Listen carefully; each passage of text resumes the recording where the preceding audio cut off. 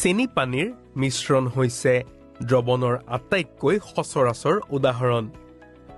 তুমি জানিব পৰা অন্যান্য সচৰাচৰ উদাহৰণবোৰ হৈছে কাৰ্বনেটেড পানীয়, ডিছৱাশ্বাৰ তৰল, নিমখ পানীৰ মিশ্ৰণ ইত্যাদি।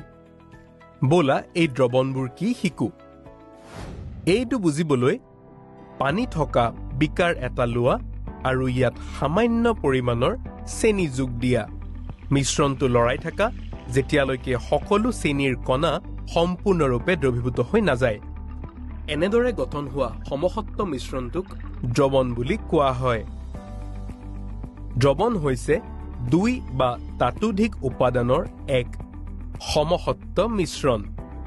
উদাহৰণস্বৰূপে আমি ক'ব পাৰো যে পানীৰ দৰে দ্ৰৱণত সৰ্বাধিক পৰিমাণত থকা উপাদানটোক দ্ৰাৱক বুলি কোৱা হয়। দ্ৰাৱকৰ বাহিৰে দ্ৰৱণত থকা আন উপাদানটোক যেনে চেনিক দ্ৰৱণ বুলি কোৱা হয়। ব'লা এতিয়া আমি দ্ৰৱণৰ গুণাগুণবোৰ অধ্যয়ন কৰোঁ। দ্ৰৱণবোৰ হৈছে সমসত্ব মিশ্ৰণ। এটা চেনি দ্ৰৱণ ইয়াৰ ভৌতিক আৰু ৰাসায়নিক গুণাগুণত একেই, সেয়েহে ইয়াক সমসত্ব বুলি কোৱা হয়। ব'লা আমি এতিয়া এটা পৰীক্ষা কৰোঁ। চুপিৰ ভিতৰত পৰিস্ৰাৱক কাগজ এখন ৰাখা আৰু ইয়াক আন এটা খালী বিকাৰৰ ওপৰত এটা ত্ৰিপদী আসনত ৰাখা। এতিয়া চেনি দ্ৰৱণটো পৰিস্ৰাৱন কৰা। আমি লক্ষ্য কৰোঁ যে পৰিস্ৰাৱক অথবা ফিল্টাৰ কাগজত চেনি কণাবোৰ থাকি নাযায়। ই দেখুৱায় যে চেনি পানীৰ এই দ্ৰৱণটোত চেনিৰ কণাবোৰ দ্ৰৱণত সমানভাৱে বিতৰিত হয়। দ্ৰৱণবোৰে পোহৰৰ ৰশ্মি বিয়পাই নিদিয়ে। এইটো বুজিবলৈ চেনি দ্ৰৱণৰ কাষত পানীৰে ভৰ্তি আন এটা বিকাৰ ৰাখা।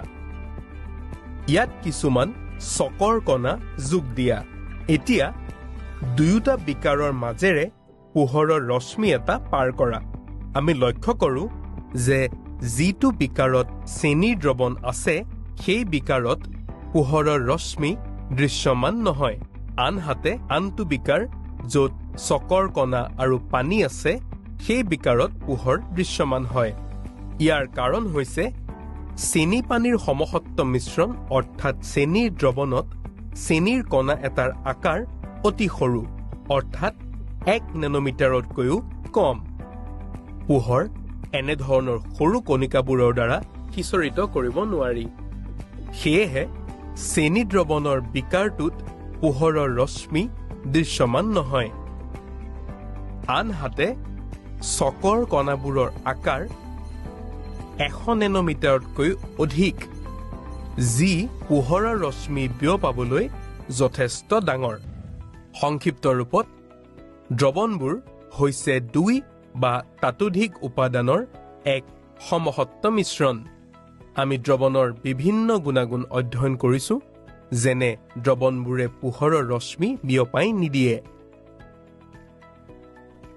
দ্ৰৱণত দ্ৰাৱৰ কণাৰ আকাৰ অতি সৰু, যি 1 নেনোমিটাৰতকৈও কম। এতিয়া যেতিয়া তুমি দ্ৰৱণ এটাৰ গুণাগুণৰ সৈতে চিনাকি হ'লা, ব'লা দ্ৰৱণ এটাৰ উপাদানবোৰ কেনেদৰে শ্ৰেণীবদ্ধ কৰা হয় সেই বিষয়ে অধ্যয়ন কৰোঁ। ইয়াৰ পিছত আহিবলগীয়া ভিডিঅ'বোৰত এই বিষয়ে জানিবলৈ লগত থাকা।